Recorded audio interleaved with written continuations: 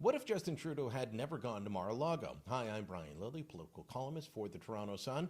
Justin Trudeau ceased being Canada's 23rd Prime Minister last week, replaced by Mark Carney, his former economic advisor. But he might still be Prime Minister if he hadn't made a trip to Florida last November. Remember, Donald Trump posted on Truth Social that if Canada didn't deal with fentanyl and illegal immigrants coming across the border, he was going to put a 25% tariff on everything coming out of Canada into the United States. That was November 25th, and 4 days later, November 29th, Justin Trudeau flew down to Florida. He went to go visit the Donald at his Mar-a-Lago resort. Now, at the time, I thought it was a bold move. I applauded the Prime Minister for taking everything by the reins and saying, let's go talk about this. Let's try and find a solution. Now, it was right for him to take the meeting. It's just that it turns out Justin Trudeau blew the meeting. We've been hearing for a long time from Donald Trump directly that, well, Trudeau is the one that said the tariffs would crush Canada's economy. They should be a state. That's why I told Trudeau when he came down, I said, what would happen if we didn't do it? He said Canada would dissolve. Canada wouldn't be able to function if we didn't take their 20% of our car market. You know, again, they send us hundreds of thousands of cars. They make a lot of money with that. They send us a lot of other things that we don't need. We don't need their cars, and we don't need the other products. We don't need their milk. We got a lot of milk. We got a lot of everything. And we don't need any of it. So I said to him, well, why are we doing it? He said, I don't really know. He was unable to answer the question. But I can answer it. We're doing it because of habit. And we're doing it because we like our neighbors, and we've been good neighbors. But we can't do it forever, and it's a tremendous amount of money. And why should we have a $200 billion deficit and add on to that many, many other things that we give them in terms of subsidy? And I said, that's okay to have if you're a state. But if you're another country, we don't want to have it. We're not going to have it with European Union either.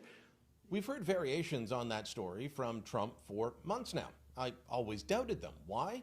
Well, because Donald Trump likes to exaggerate. He likes to embellish. It's just the way he is. It's how he tells stories. But it turns out this telling is true. After doubting it for months, I decided to check with people who would know, people who were briefed on the meeting, how the dinner went. And it turns out that not only is it true that Trudeau said these tariffs would crush Canada's economy, he volunteered the information. Trump wasn't overly interested in talking to Trudeau. The two men don't like each other, and that goes back a long time. But Trudeau volunteered that these tariffs would kill Canada's economy. We wouldn't be able to survive. And at that point, Trump got animated and started asking about Canada being the 51st state. Now, I understand he raised this in his first term, but he never did it publicly. He did it publicly after this. He started taunting Canada about it, calling Trudeau governor in public.